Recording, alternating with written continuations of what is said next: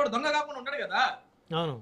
ఇప్పుడు దొరికిన దొంగే కదా. నేనేమన్నాను, నిజంగా డిఎస్సిలో నిజంగా మీరు అన్నట్లు స్పోర్ట్స్ కోటా కావచ్చు, పేపర్ లీకేజ్ దగ్గర కావచ్చు, లేకుంటే ఆ నవీన్ అనే అంశం ఏదైతే మీరు చెప్తున్నారో ఆ నవీన్ అనే అంశం గురించి కూడా అధికారులు ఇద్దరు ఐఏఎస్ ఆఫీసర్లు సజ్జాజయ్ గారో వెంకటరెడ్డి గారో లేకుంటే మీరో నేను చెప్పడం కాదు, ఐఏఎస్ అధికారులు మీడియా ముఖంగానే డైరెక్ట్ గా తీసుకొచ్చి చెప్పారు అసలు ఏం జరిగింది అనేది.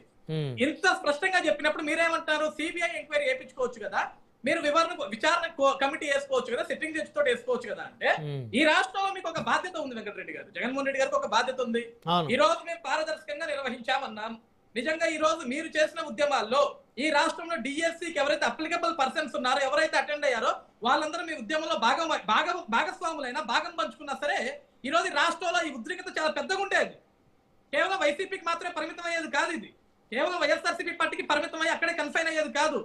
ఈ 3 లక్షల మంది విద్యార్థులు బయటకు వచ్చేవాళ్ళు ఈ రోజు నియామక పత్రాలు అందుకున్న ఈ 16,000 మంది మినహాయించి మిగతా 2,92,000 మంది బయటకు వచ్చేవాళ్ళు. వాళ్ళు ఎవరు రావటం లేదంటే వాళ్ళకి తెలుసు అక్కడ ఏం జరిగిందో, ఎంత పారదర్శకంగా జరిగిందో అందరికీ తెలుసు. ఇక్కడ నాది ఒకటే స్ట్రైట్ ఆన్సర్ బ్రహ్మనాయుడు గారు, ఇక్కడ ఏదన్నా సరే నేనేమన్నాను జగన్మోహన్ రెడ్డి గారికి, సార్ మీకు ఒక బాధ్యత ఉంది సార్, ఈ రోజు మీకు 11 వచ్చినా మీకు ప్రతిపక్ష హోదా లేకపోయినా ఈ రాష్ట్రంలో మీరే ప్రతిపక్ష ప్రశ్నించాల్సిన బాధ్యత మీ మీద ఉంది. ఎక్కడో ఢిల్లీలో జంజీ గురించి మనం మాట్లాడుకోవాల్సిన అవసరం లేదు. ఈ రాష్ట్రంలో మీ దగ్గర జంజీ ఉంటే జంజీతో మీరు ముందుకు రండి, వెళ్ళండి సార్. అంటే ఇప్పుడు ఈ రోజు వచ్చిన అందరూ జంజీ కదా, అంటే జంజీ కాకపోయినప్పటికీ కూడా కొంత యువత కొంత ఈ రోజు నిరసనలో పాల్గొన్నారు కదా వైకాపా తరపు నుంచి. నేను అదే అంటున్నాను బ్రహ్మనాయుడు గారు. సార్ నేనేమంటున్నా, వైఎస్ఆర్సీపీ పార్టీ జెండా మోసే కార్యకర్త ఈ రోజు జగన్మోహన్ రెడ్డి గారు ఇచ్చిన పిలుపు మేరకు ఈ రోజు రోడ్డు మీదకి వచ్చి నిరసన తెలియజేశారు.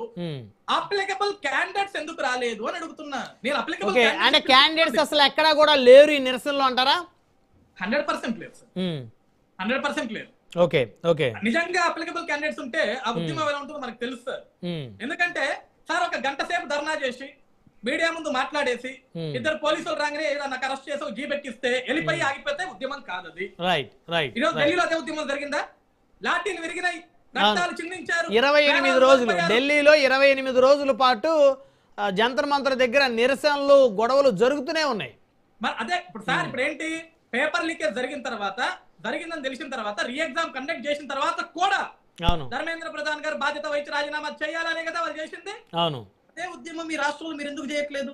ఓకే, ఇప్పుడు జగన్మోహన్ రెడ్డి గారు సార్ తాడేపల్లిలో 56 మందిని పిలిపించుకొని ప్రెస్ మీట్ పెట్టాడు, మాట్లాడాడు, అయిపోయింది. దానికి ఐఏఎస్ అధికారులు సమాధానం చెప్పారు, అయిపోయింది. తర్వాత ఎందుకు సార్ సైలెంట్ అయిపోయారు? తర్వాత ఎందుకు మౌనంగా కూర్చున్నారు? మళ్ళీ నిన్న ధర్మేంద్ర ప్రధాన్ గారు రాజీనామా చేసిన తర్వాత మళ్ళీ ఎందుకు బయటకు వచ్చారు? అంటే అక్కడ చేశారు కదా రాజీనామా, వాళ్ళు సక్సెస్ అయ్యారు కదా, ఇక్కడ మనం కూడా సక్సెస్ అవుతాం అనుకున్నారేమో. మరి అంటే ఎక్కడో సక్సెస్ అయితే తప్ప మీరు స్టార్ట్ చేయరా? మీ దగ్గర నిజంగా విశ్వసనీయత ఉంటే, నిజంగా టీఎస్సీలో ఒకటొకరు జరుగుంటే అసలు మీరు దాన్ని వదిలేయకూడదు కదా విషయాన్ని. మీరు మధ్యలో ఏదో యూట్యూబ్ ఛానల్ గురించో వాళ్ళ గురించో వీళ్ళ గురించో ఉద్యమాలు చేసి వాళ్ళ గురించో వీళ్ళ గురించో ట్వీట్లు పెట్టుకుని వాళ్ళ గురించో వీళ్ళ గురించో మీడియా సమావేశాలు పెట్టారు తప్ప ఈ విద్యార్థులంతా ఏమైపోయారు? మిమ్మల్ని కలిసిన బాధితులు ఏమైపోయారు? మిమ్మల్ని అభ్యర్థులు కలిస్తే మీరు ఏమన్నారు? 3 సంవత్సరాలు కళ్ళు మూసుకొని కూర్చోండి, 3 ఏళ్ల తర్వాత నేను వస్తాను మీకోసం, నేను పోరాడతాను. 3 ఏళ్ల దాకా ఎందుకు? ఇప్పుడు ఉద్యమం వచ్చొచ్చు కదా.